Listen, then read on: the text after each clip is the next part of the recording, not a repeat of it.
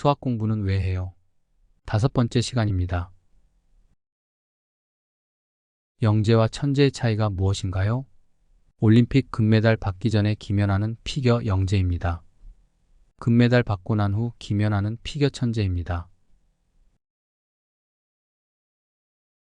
기업은 직원을 채용할 때 이런 개념을 배경으로 합니다.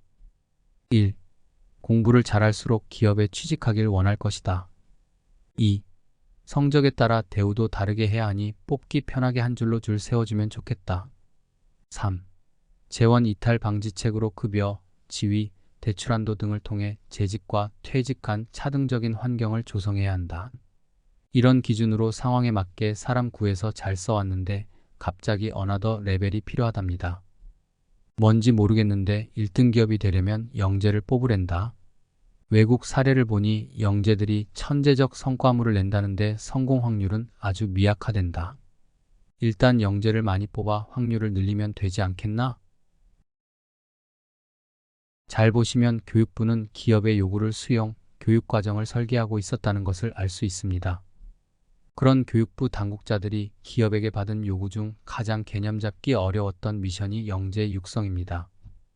과학고 카이스트, 서연고, 미국 석박사는 널렸는데 그게 다가 아니랍니다.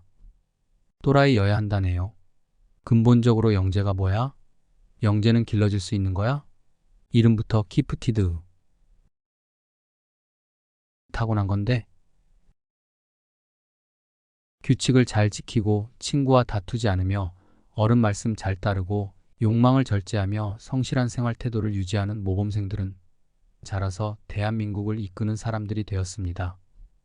역시 모범생 출신 교육부 관료, 이분이 영재 육성 계획에 고민이 많습니다. 내가 자랄 때 영재 같은 놈이 있었나?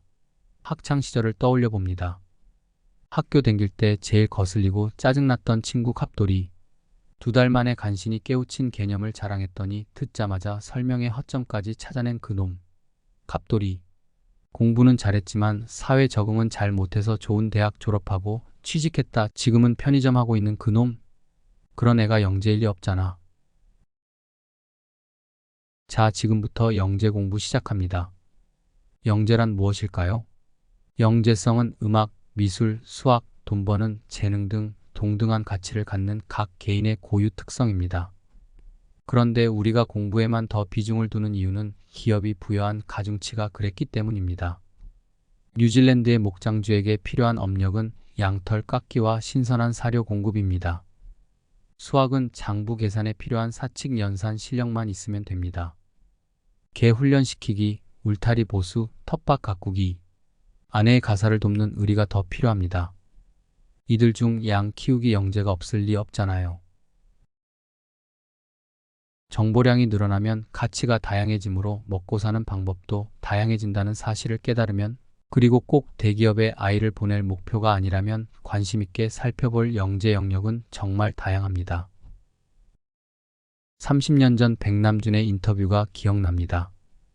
문갑식의 하드보일드라는 모 일간지 토요판 인터뷰에서 문갑식이 백남준에게 묻습니다. 선생님은 성공하셨다고 생각하십니까? 곰곰이 생각하다 백남준이 대답합니다. 글쎄요. 아침에 허겁지겁 씻고 출근하지 않아도 먹고 살 수 있으니 그런 것 같아요. 전자의 궤적은 전자 기력에 의해 휘어지므로 브라운관의 영상도 왜곡시킬 수 있다는 아이디어로 비디오 아트를 창시한 백남준은 젊은 시절 실험적 예술 분야의 영재였다가 결국 비디오 아트로 천재 반열에 오르신 분입니다. 백남준의 삶은 성실과는 거리가 멀었지만 다른 방식으로 치열했습니다. 또 화가 김환기는 어떨까요? 누구든 한번 소장하면 절대 내놓질 않아 가장 구하기 어려운 그림을 그리신 분입니다. 작업 일지를 보면 공장 노동자보다 더 가혹하게 혹사당하는 삶을 산 것을 알 수 있습니다. 아내 김양안의 채찍질 때문이었는지도 모르겠어요. 매일 아침 8시부터 저녁 10시까지 하루도 빠지지 않고 평생 그렸습니다. 투철하게. 공공한 처지라 유화를 그리기 전 불투명 수채화로 몇 번이고 아이디어를 구체화하곤 했는데 그때 작업했던 과슈 노트의 개수를 알면 더 기가 막힙니다. 카메라 발명 이후 실제와 똑같이 그리는 화가의 그림 실력은 더 이상 대단한 능력이 아니었죠. 화가들은 고민이 됩니다. 받은 인상을 빛으로 더 강조해 그리거나 형태를 과장하고 왜곡해서 그리기 시작했습니다. 그런데 그림을 사러 온 사람들은 그것만으로는 지갑을 열지 않습니다. 구매자는 이 그림 들여놓고 금방 실증 나지 않을까? 꼭 결혼 상대 고르듯 나름 고민합니다. 볼 때마다 새로운 발견을 하게 해줄까? 이 그림이 나를 뜰뜨게 해줄까? 이런 그림이 비싸게 팔리죠. 김환기의 그림처럼 구상보다 추상이 비싼 이유입니다. 가사가 있는 노래보다 그 노래의 연주곡이 스탠다드가 되는 이유도 가사를 빼고 감정을 추상화해서 그런 게 아닐까요? 묻겠습니다. 김환기는 영재인가요? 네, 김환기는 영재였고 결국 천재가 되었습니다. 그런데 백남준의 영재성과 김환기의 영재성, 천재 획득의 과정에는 극명한 차이가 있습니다. 백남준이 단박에 깨닫고 디테일을 보완했다면 김환기는 고단한 수련을 통해 깨달았습니다. 중요한 것은 두 분 모두 지치지 않았다는 점입니다. 제가 보기에 영재성이란 바로 이 부분 지치지 않는다는 점에 있습니다. 수학의 예를 들어보겠습니다. 어떤 문제는 도저히 못 풀겠어요. 자존심을 꺾고 해답을 봅니다. 아, 씨 이렇게 풀리는구나. 별 하나를 달고 2주 후를 기약합니다. 2주 후 다시 풀려고 하니 기억나는 건 고작 내가 해답을 봤었다는 사실뿐 새롭습니다. 결국 다시 해답을 봅니다. 별 2개가 되었습니다. 2주가 지납니다. 문제를 풀지 못한 이유는 해법의 체계가 내게 없었다는 뜻이니 잘 될 리가 없습니다. 보통 이쯤 되면 심한 욕이 나옵니다. 근데 여기에 별 하나를 더 다는 놈이 있습니다. 2주 후 안 되면 또 2주 후 결국 풀어낸 이 녀석은 수학 영재일 가능성이 높습니다. 특정 영역의 영재성이란 적어도 그 영역에서는 징그럽게 스스로 버텨내는 힘이 있는 특성입니다. 얼마 전 이윤찬이 콩쿠르에서 대상을 받았습니다.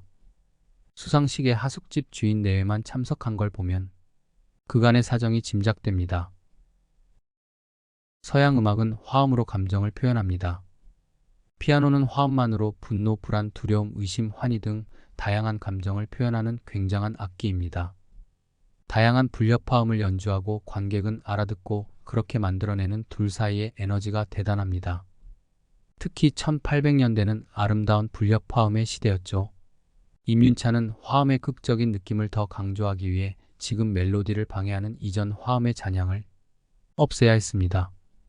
그러려면 작곡가의 지침보다 더 세부적으로 페달을 밟아야 합니다. 20살짜리가 그러고 있습니다. 전율을 느꼈습니다. 이건 기술적으로도 드러머 수준이었습니다.